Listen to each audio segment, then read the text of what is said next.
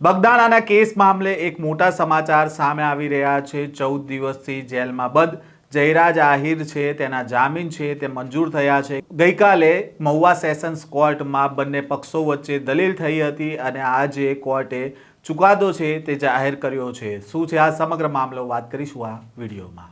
વૈષ્ણવજન તો તેને કહીએ જે પીડ પરાઈ જાનાને રે। નમસ્કાર, નવજીવન ન્યૂઝમાં આપનું સ્વાગત છે। હું છું જયંત દાફડા।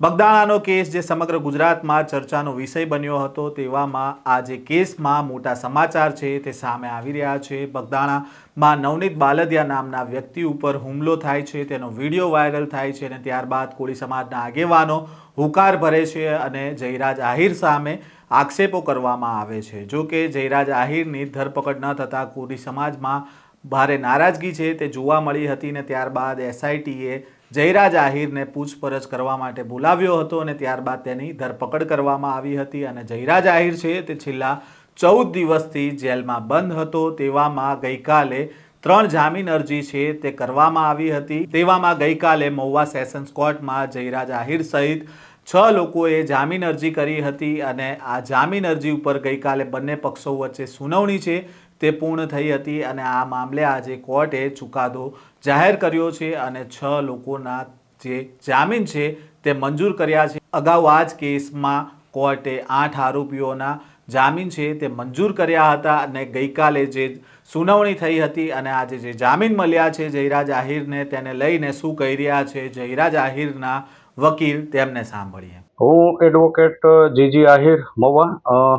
ગઈકાલે જે ચકચારી બગદાણા કેસના જેના ઉપર મુખ્ય આરોપ છે એવા જયરાજ આહિર અને અન્ય જે 6 જણા જે છે એમના જામીન અરજી હતી।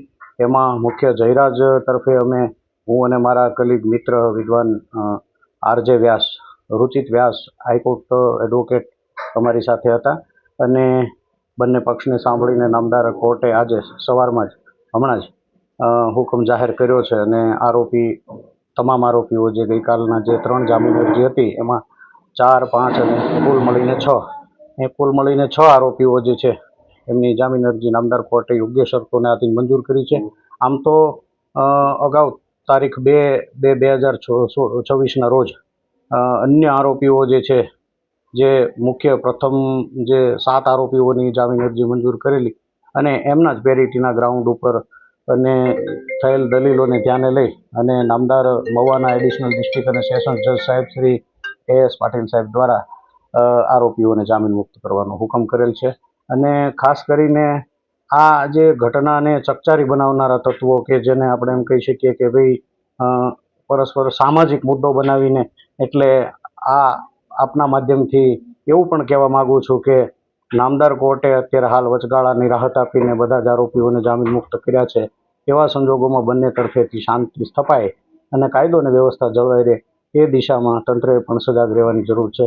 આપે સાંભળ્યા જયરાજ આહિરના વકીલને અને તેમણે જે ગઈકાલે કોર્ટમાં દલીલો થઈ હતી તેને લઈને તેમણે આખી વાત મીડિયા સમક્ષ મૂકી હતી અને બીજી તરફ જે નવનીત બાલદિયા છે તેમના વકીલોએ હવે હાઈકોર્ટ જવાની તૈયારીઓ પણ શરૂ કરી દીધી હોવાની વાત છે તે સામે આવી રહી છે। હાલ જયરાજ આહિરના જામીન છે તે મંજૂર થયા છે અને હવે જયરાજ આહિર છે તે 14 દિવસના જેલવાસ બાદ મુક્ત થવાના છે। ત્યારે હવે આ સમગ્ર કેસમાં શું નવા અપડેટ આવે છે તે તમામ તમને માહિતગાર કરતા રહીશું, એટલે નવજીવન ન્યૂઝ સાથે જોડાયેલા રહેજો।